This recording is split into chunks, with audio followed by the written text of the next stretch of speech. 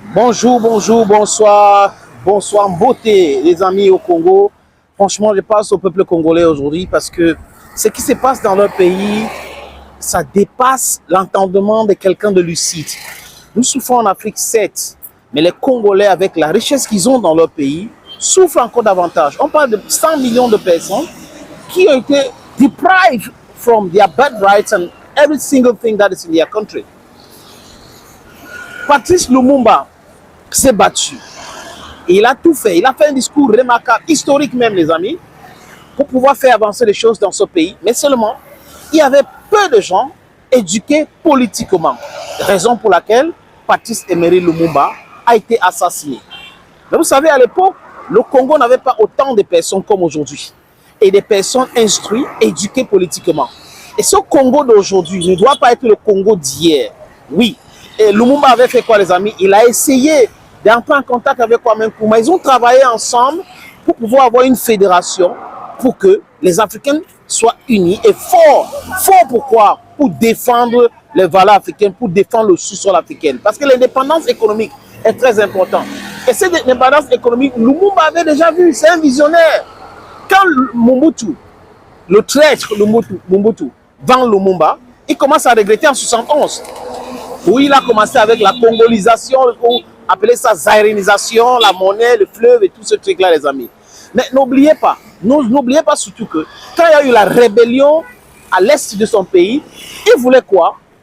Il ne voulait pas accepter la division de son pays. Il ne voulait pas accepter le pillage systématique de ce pays-là. Il a dit, c'est dans les archives, les amis, qu'il préfère signer les accords même avec le diable pour que son pays ne soit pas divisé. C'est ce que Mobutu Sese Seko Kuku Wasabanga avait dit à cette époque, les amis.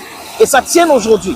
Et je vous le dis tout le temps sur cette plateforme, les amis, qu'à chaque fois que l'Occident, les médias mensonges de l'Occident commencent à faire du bashing sur un dirigeant dirigé qui est en train de se transformer pour devenir un nationaliste, faites très attention.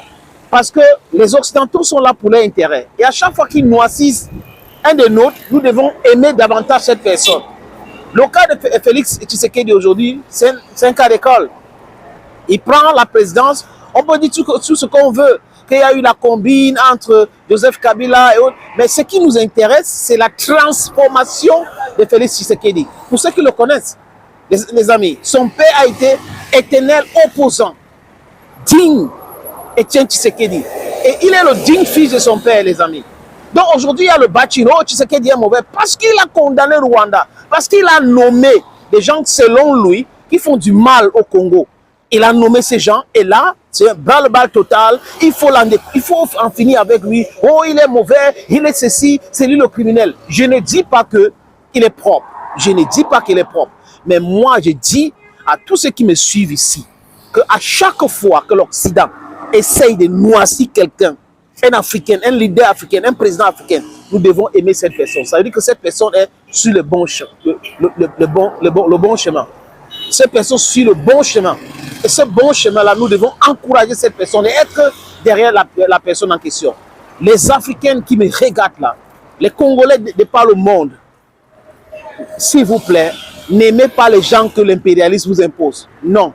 Sachez que ces gens-là sont là pour vous vendre. Tous les autres candidats à l'élection présidentielle au Congo, ça ne m'intéresse pas, ce n'est pas le problème. Mais si vous constatez que l'Occident est en train de bien parler de prix Nobel de la paix, l'Occident est en train de bien parler de Moïse Katumbi, sachez que c'est un danger qui s'annonce. Que c'est un danger qui s'annonce. C'est préférable que l'Occident, l'impérialiste, déteste un leader africain, un chef d'État africain, même si c'est un leader ou un dirigeant dirigé. C'est préférable de dire encore, les amis. Donc, faites attention. Regardez vers la direction où les Occidentaux sont en train de rejeter. Regardez vers cette direction-là. C'est ça qui peut nous sauver. Et le Congo a besoin de ses ressources. Le Congo ne doit pas accepter cette balkanisation. Le Congo ne doit pas accepter cette banditisme que l'Occident est en train de pratiquer. Ils ont même essayé de diviser le Congo. Vous voyez, les amis, l'Est du Congo, Sarkozy avait parlé une fois. Il voulait diviser ce pays-là. Mais on ne doit pas accepter. Il ne faut pas accepter cet état de choses, les amis. Restons soudés, restons solides, continuons cette bataille-là pour l'émancipation de l'Afrique, l'émancipation économique de l'Afrique. C'est ça qui va nous sauver. Donc, les frères congolais, les Congolaises, Mettons-nous ensemble, les frères africains, pour soutenir le Congo, parce que le Congo a le même problème que tous les pays africains, le pillage systématique de son sous-sol, le pillage systématique de ses ressources et du blackmail qui continue avec ces Occidentaux-là. Les médias occidentaux qui passent leur temps à parler de bien de X, Y, rejetons ces gens-là. Thank you, friends, for watching this video on this platform. Stay blessed. Bye-bye for now.